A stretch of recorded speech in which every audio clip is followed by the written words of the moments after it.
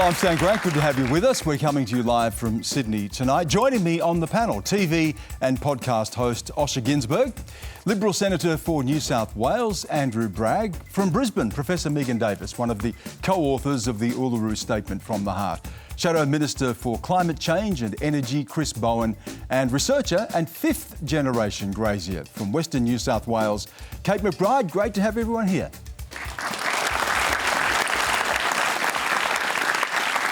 I consider myself to be someone who follows politics quite closely, but 4 days into this campaign, I'm pretty fatigued and over it already.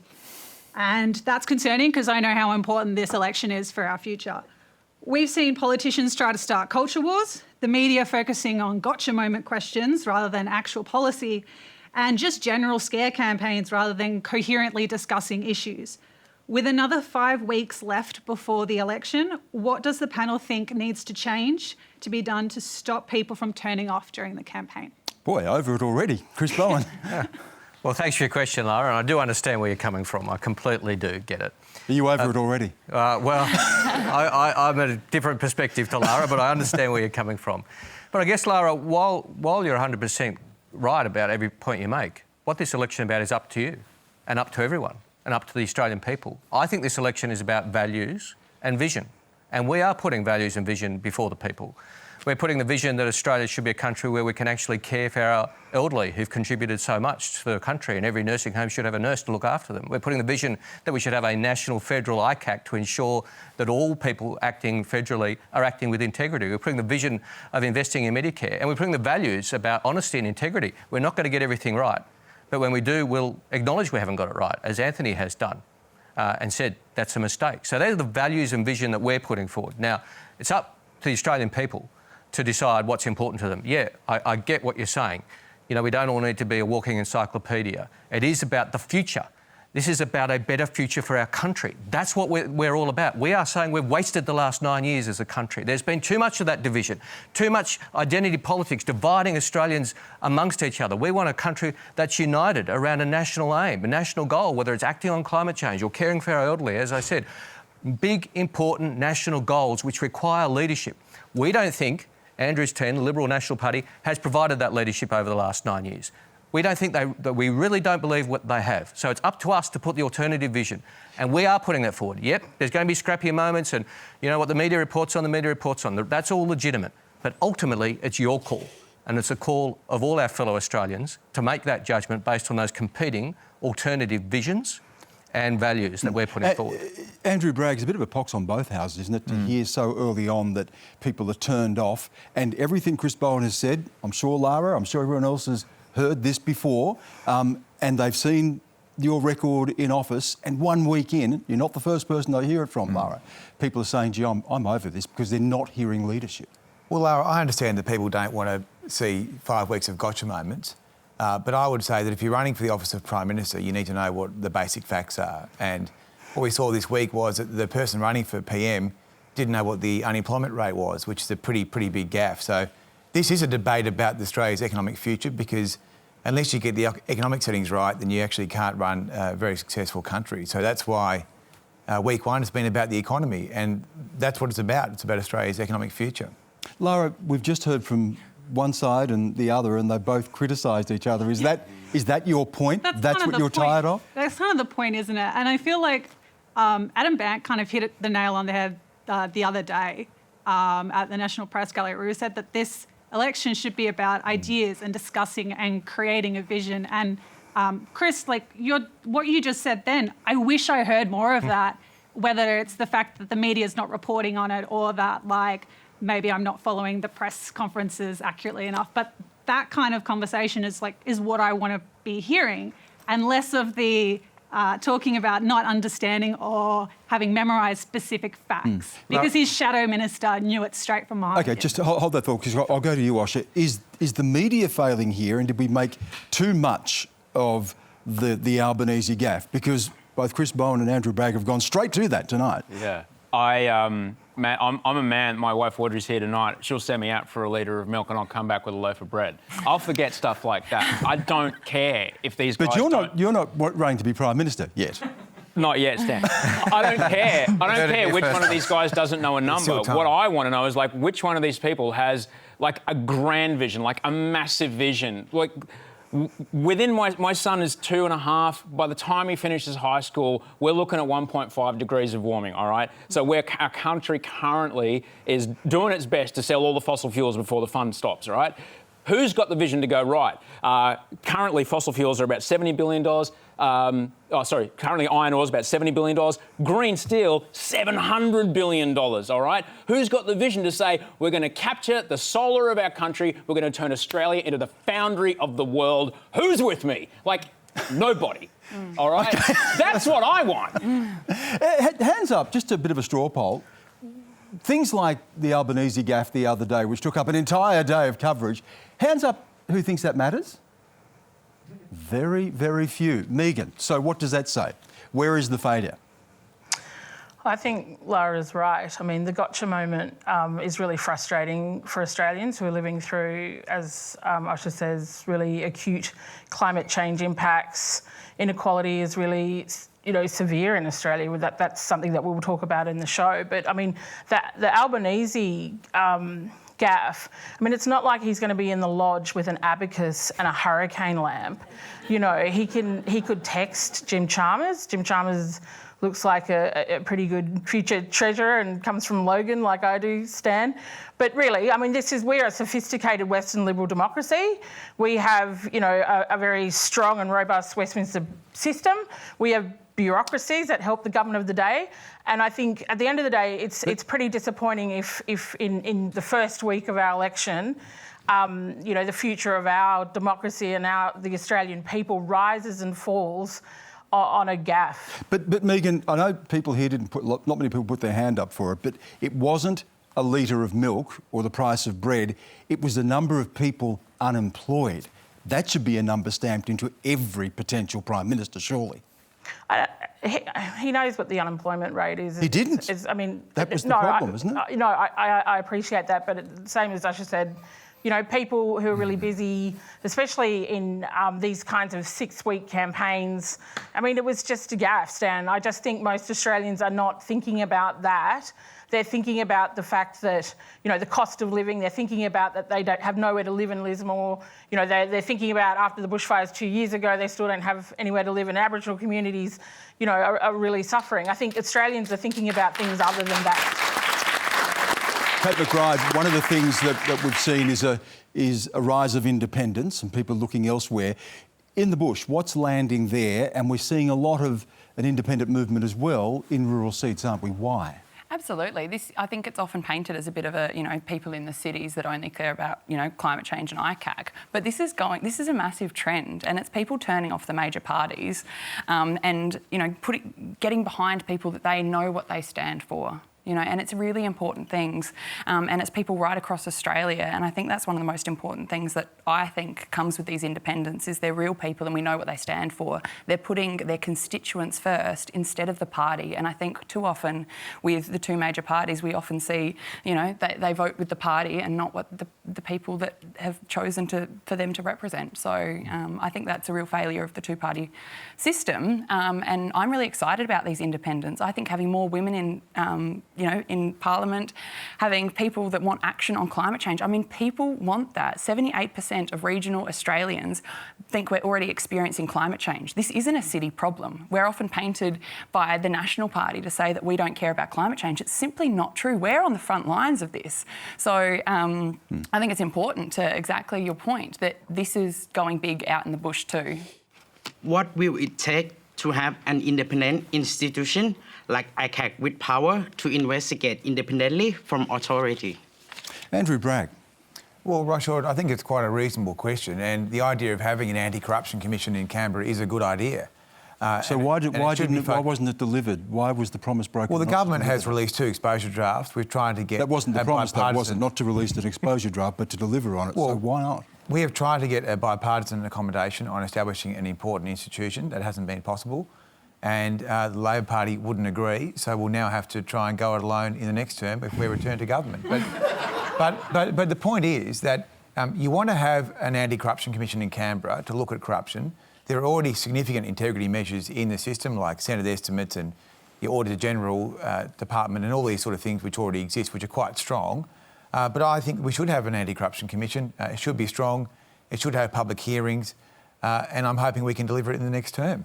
I saw you shaking your head there, Chris Bowen. The problem here is, and the Prime Minister has said this, that under your model you'd have a kangaroo court where there'd be damage to people's reputations, whether or not there was a finding against them. The problem here is, Stan, the Liberal Party's lied about an ICAC. That's the problem. I mean, Rashad, the answer to your question is what will it take to get an independent federal ICAC to change a government? These guys have had years. But the question is what ICAC would we under your model would we have a situation like we've seen in New South Wales where the Gladys Berejiklian situation? Would you have public reputational damage, or would people be protected before there was a finding against them? Well, with respect, Stan, the question wasn't that. The question was what do we need to do to get an ICAC? But to deal with your question, it should have public hearings, it should be retrospective, it should have teeth. Now, I do not accept that politicians should be held to a different account to other public officials, and that any action by politicians should be dealt with in private. I mean, Andrew's model is a joke. Experts have said you'd be better off doing nothing.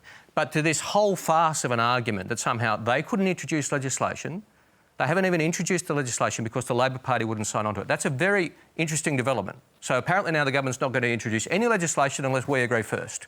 This is great news. This is wonderful news because it means we now have power of veto as the opposition.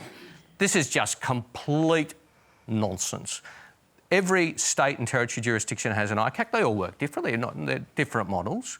We should have a federal, independent, anti-corruption commission which has teeth and which can do its business where it chooses to and in the public interest with the public seeing what they're doing. Of course, they'll do plenty of investigatory work behind closed doors, as the different state and territory ICACs do. They'll also, under our model, provide ministers and public officials with advice about good conduct. I mean, this is what an ICAC can and should do. They've promised it before the last election. They have absolutely failed to even introduce the legislation. You can introduce legislation and then we can move amendments, and if we don't get our amendments accepted, the government carries the day. I mean, that's how the parliament works. This new concept that they will only introduce legislation if we agree to it first, it's an excuse, and a rather pathetic one, to avoid having a federal ICAC because they don't I'll let Andrew quickly respond to that, and then I want to bring in Megan Davis. Andrew? Well, where's your plan? Have you got a plan? Yeah, a federal ICAC. Yeah, where is it? Well, we will introduce the legislation, mate, and get on with it, unlike you. You haven't even released any laws. Yeah, because we're the opposition and you're the government. Yeah, you can draft laws. Okay, before we go any further, though, Helen Haines has put policy up about a federal ICAC. The Incredible Independent has put this up, and this is like one of the incredible things about independence. She has put legislation up to have an ICAC. One of your, don't think minister, but one of your MPs did cross the floor to actually support this. We know the Australia Institute has done research. 80% of Australians want a federal ICAC. It's so clear, and yet the legislation's been up there and you guys voted it down. You don't want this. Osher, what does it say about our politics that there is this desire for a federal ICAC? What does it say about trust in institutions? And we've seen this around the world, an erosion of democracy, an erosion of faith and trust in institutions. What does it tell us that there is this clamour for something that will investigate the behaviour and potential corruption of our political leaders? Stan, I think as Australians, we're speeding down the highway with two parties screaming at us from the front seat, and no one's got their hands on the wheel, and they're all trying to tell us where they want to go is better. And frankly, us in the back, all of us are just like, can someone just please give us some sense of, solidity, some sort of status? And what would make that feel all right is like, well, at least I know if they get in trouble or they do something wrong, then they're going to be held to account. Because I know in my job I'm held to account, that's for sure. But for called ratings, isn't it? Pardon? It's called ratings. Mate, if I turned up drunk to work, it'd be welcome to the Masked Singer. I'm Dan McPherson, all right? So, yeah, everyone in this room gets held to account, but for some reason, once you get to Canberra, it's like, well, don't worry about those things. And no, I think people are just looking for some sort of, confidence. Megan Davis, there is a question here about, and you're a lawyer, what an ICAC can do? What is its remit? What is the model? What is ideal for you? Public hearings, retrospectivity, investigating whistleblowers, naming people? Should we protect reputations ahead of findings? What should the legal framework be? Oh, look, Stan, without getting into, I mean, I could be here all night on the legal framework. I think Chris has covered that pretty well. I think that, generally we do have integrity institutions and legislation, but it's not enough. And most Australians agree that we need an integrity commission. But in addition to that, whatever we design, it still is not going to be enough. We do need other forms of scrutiny and integrity as well, such as, Stan, the voice to Parliament, which was set up because there is so low faith from Aboriginal and Torres Strait Islander communities in Parliament and in the bureaucracy. And that really speaks to this question that the panel is talking about in terms of legitimacy and what you talked about, the erosion of citizens' faith in Western democracy, but especially Australia's democracy. So, we are facing a really serious election, a sliding doors election, where there are really important scrutiny measures on the table that Australians need to think really carefully about, and I think they have. Hi, my question's for Kate. So considering the effects of climate stresses on mental health, what should feature in a long-term policy to ensure that rural Australians have access to quality services with these catastrophes only expected to worsen in Australia's future? Yeah, it's a big question. There's a lot of things that need to be done in regional Australia, and I think the first thing is just putting the focus back onto them. Like, we are the ones that are really struggling through a lot of these issues. I was looking at some statistics, and when I was born, out in the far western New South Wales, people out my way had a longer life expectancy than people in Sydney. Today, we are 5 years less. We know there are some serious problems out there. We know with suicide, self-harm rates, they're about twice the rate of people in the cities, and we don't have the services there to actually be able to help these people. And we've been the forgotten people for so long, and I think, it goes to our Aboriginal brothers and sisters as well, exactly the same. Out in the far west, we're 13% Aboriginal population. So we do have a lot of these similar problems, and it's not investing in health and education and, even aged care services and all these things. Like, all we need to do is start investing in regional Australia, and we want to make them places where people want to live. We saw with COVID, this sort of movement with people going, nah, I've had enough of the cities, I want to go out into regional areas, but we don't even have digital connectivity. I mean, if I am really struggling and I want to call up someone to, Beyond Blue, to have a chat about something, most places I can't even do that. I saw on the front of a newspaper today, there was a bloke who had a farm accident, and he was 60 k's out of Narromine, I think it was, and he didn't have phone range. And it was he broke pretty much every bone in his body, and somehow he survived. But this is what this is what we're surviving with. And honestly, you feel a bit like second-class citizens a lot of the time. And, all it takes is a bit of investment. And, I think city people are ready for that. They want to. We saw during the droughts and fires, you guys care about us. Unfortunately, it's our government that doesn't. And I really want to see whoever gets in, at the next election, we really need to see some investment, because, guys, we're on life support out there. Andrew? Well, I mean, we're having an election, and I would say this is about the economy. And as someone who grew up in country Victoria, I understand that it's very important that we do get investment into the regions. And on the question we just had on climate change and that transition, I mean, the big winners from transitioning to renewables is going to be the bush. And you're going to see hydrogen, you're going to see offshore wind, you're going to see pumped hydro.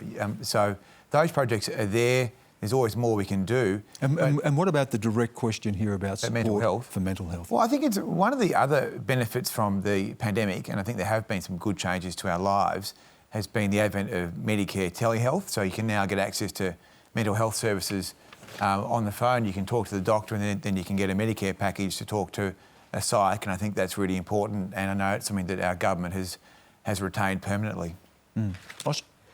Well, as you know, Stan, me and climate and mental health are together, and I've got to say that the mental health plan being available on telehealth, that is absolutely massively life-saving, and I'm very, very grateful that that happened.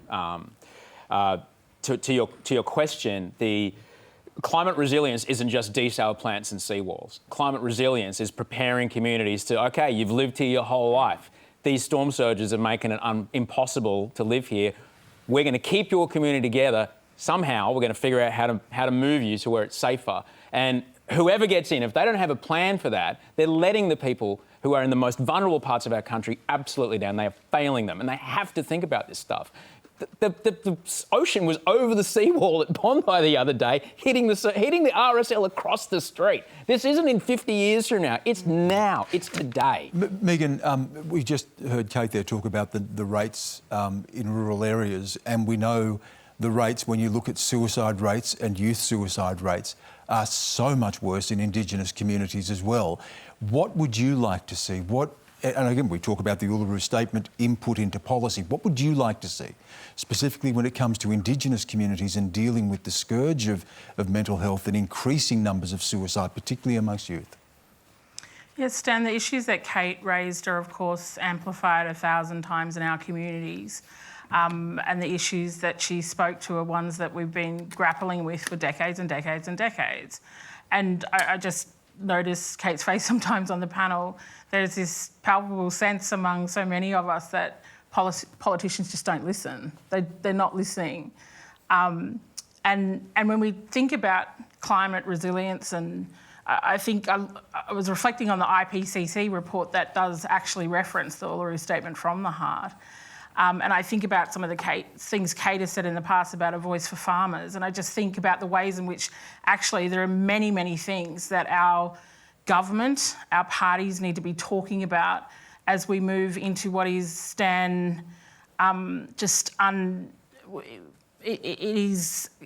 we are not prepared for what is coming.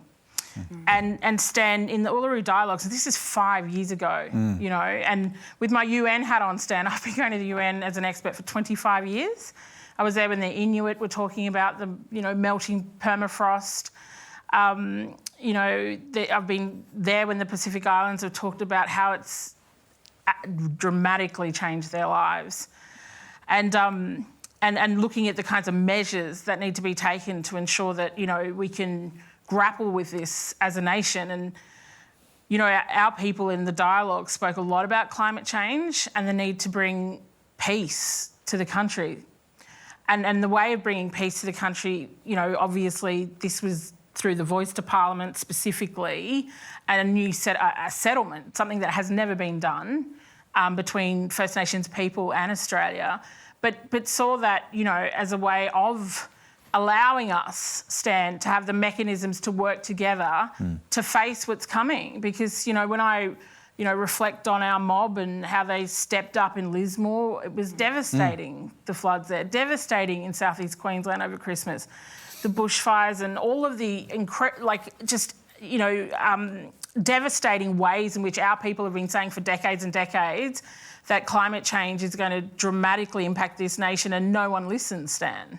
We've been talking about this for a very long time, but there's no mechanism for our people to have a voice to the Parliament and to the executive to give input, right? There weren't any blackfellas sitting at the table in terms of that kind of bushfire response, nor the vaccination rollout, right? I think there's a lot of, similarities, Stan, with the panel in relation to how do we get the democracy that sits in front of us to listen to what it is that people are saying on the ground. Because if they listened, they would understand more what it is that, Australians are enduring on a day-to-day basis. And what Kate talks to, that's what blackfellas have to put up with all the time and have since 1901. And nobody listens. If you could compliment the other party on one thing, what would it be? Andrew Bragg. Good question. Well, I think that... that's when a politician is stalling for time. Well, I think that... Well, I've never claimed to be particularly articulate, but I would say that I do think that Linda Burney has done a really important job being the Shadow Minister for Indigenous Affairs. I think she's worked really constructively with Ken. I know that there's different times where Linda could have made political points but chose not to, in the interest of trying to get the Uluru Statement and those reforms on the right long-term track. And I appreciate what you said before. Because Chris Bowen, you did compliment Andrew on his role in supporting the Uluru Statement. But what else? If you were to look at the record... No, You've got a bit of time now. You can give us a long answer now if you like. No. We're all patriots. We all love Australia. All of us.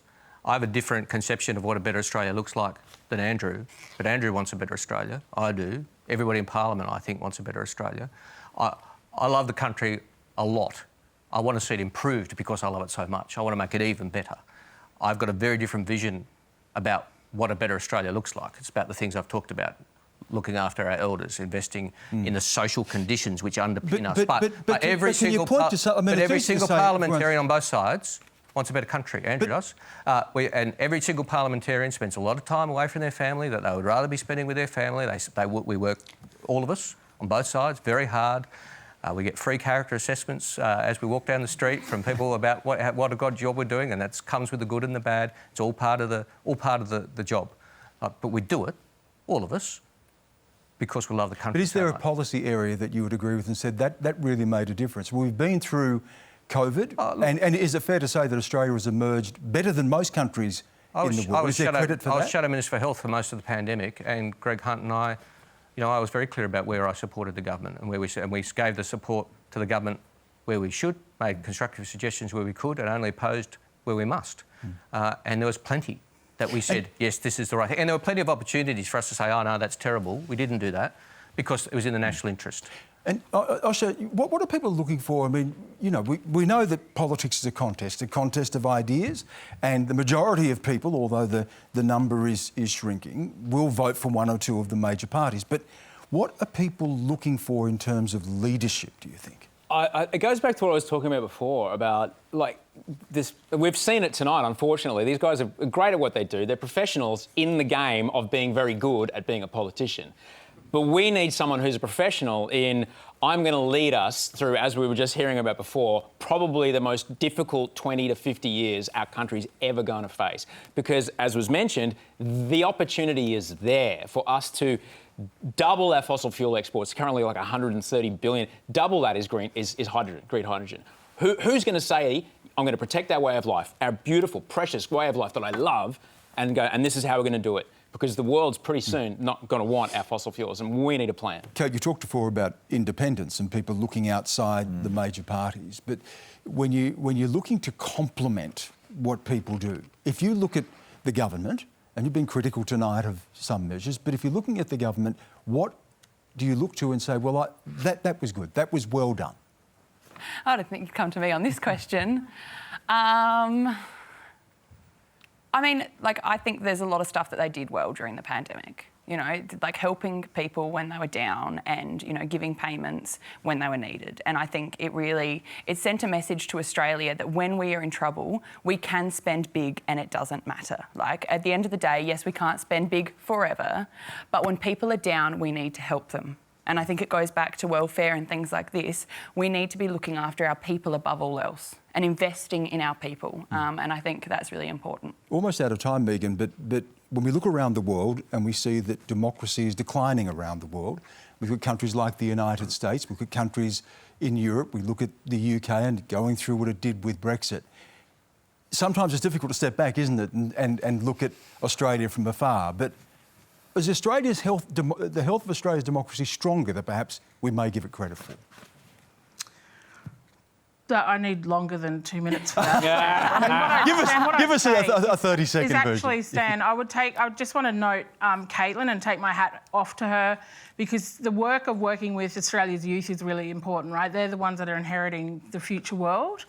And, when she talks about job seeker, that is not... there's consensus in the Australian community, the business sector, ACOS, that it needs to be higher.